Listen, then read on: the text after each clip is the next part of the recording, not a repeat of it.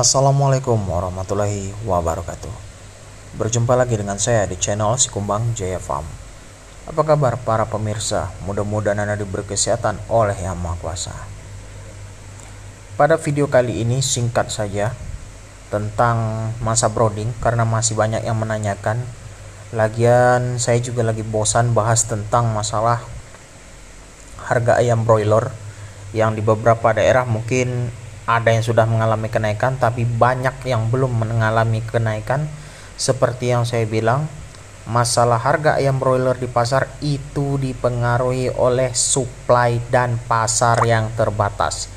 Jadi selama yang namanya pasar kagak diurusin sama yang namanya pemerintah atau para kemitraan memperhatikan produksinya atau pabrik memperhatikan produksinya, masalah akan bertambah besar. Walaupun selesai akan muncul masalah yang lebih besar dari tahun ke tahun. Langsung saja, kesalahan masa brooding pada DOC broiler. Pada ayam broiler atau ayam pedaging, masa brooding ialah periode pemeliharaan ya. Jadi masa brooding ini biasanya selama 14 hari, Pak. Nah, baik tidaknya performan ayam itu sering ditentukan dari bagaimana sih cara kita memelihara ayam waktu kecil. Itu ibaratnya kalau bagi balita masa emas tumbuh kembangnya. Nah, satu hal yang patut diperhatikan oleh peternak ialah seringkali terjadi hal yang sepele yang bisa merusak ayam broilernya, baik dari segi petugas kandangnya lah yang malas atau ingin berhemat sedikit malah jadi hancur. Nah, banyak juga yang bilang, nih masa brooding ini masa kritis. Karena masa kritis harus lebih ekstra. Satu kesalahan yang sering dibuat oleh para peternak, kandang belum siap tetap maksa ayam masuk. Nah, ini sering saya bilang kepada para peternak ya, atau kepada para PT yang suka maksa ayam broiler masuk secepat mungkin dikarenakan ada kandang lain yang belum siap, yang ini kandangnya udah dicuci walaupun kandangnya udah kering langsung diisi. Ini sangat berbahaya bagi ayam broiler. Istirahat kandang sangat penting bagi ayam broiler. Ketika Anda menyemprotkan desinfektan untuk membunuh kuman, itu butuh masa loading, Pak. Ya. Jadi kuman itu disemprot tidak semerta-merta mati, Pak. Ya, dia menunggu waktu menyebar atau kering dulu baru kumannya mati. Kadang lantai kandang masih basah bagian bawah ya, ada genangan air, ayam broiler sudah masuk. Atau kandangnya baru dicuci setengah, ayam broilernya sudah masuk. Banyak itu yang ngalamin kejadian. Masa istirahat kandang itu selama 14 hari dari kandangnya itu dicuci bersih, bukan dari ayam habis ya. Nah, selanjutnya kesalahan ayam masa brooding itu dari ruangan brooding terlalu padat. Ini biasanya alasannya efisiensi. Jadi kalau dibuat padat ayam itu akan lebih hangat.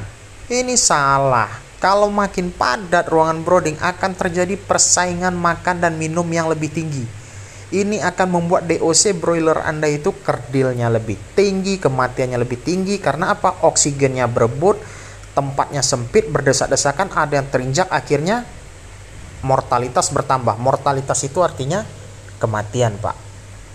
Nah, selanjutnya kesalahan yang dilakukan pada masa brooding itu adalah DOC broiler terbaik kepanasan atau kedinginan. Nah, ini maksudnya gini. Kadang peternak itu ngasih pemanasnya itu overdosis, terlalu panas karena takut DOC-nya kedinginan. Padahal DOC itu hanya membutuhkan sekian Celcius saja. Anda bisa lihat tabel di Google itu butuh berapa. Kalau ayam baru masuk itu nggak salah itu 32 Celcius sampai 34 Celcius itu. Jadi karena ayam ini mentang-mentang baru masuk takut kedinginan, diforsir pemanasnya. Ini bahaya, Pak, dikarenakan nanti ayam broilernya jadi nggak mau makan, dia mencret, efisiensi pakannya terganggu. Ayam kepanasan makannya nggak mau banyak. Ya, kadang juga peternak ini ingin hemat, ingin hemat pemanasnya satu saja. Satu pemanas gasolek yang biasa itu untuk mengcover misalnya 2000 ekor. Wah, ini lebih salah lagi. DOC yang kedinginan itu akan terganggu masa pertumbuhannya karena dia akan menggunakan pakan sebagai menghangatkan tubuh, bukan untuk dibuatnya jadi daging. Bahkan saat dia kedinginan mungkin dia akan berkumpul sesama temannya, yang terjadi apa? Saling pijak, dan sama kayak kejadian yang saya sebutkan sebelumnya, kematian dan mortalitas itu bertambah ya. Namanya saja sudah masa brooding, Pak. Brooding atau brooder itu indukan pemanas artinya. Karena ayam broiler yang lahir ke dunia ini ya, dia kan nggak punya induk. Kalau ayam kampung dia punya induk, dia bisa berlindung di balik sayap induknya untuk menghangatkan diri.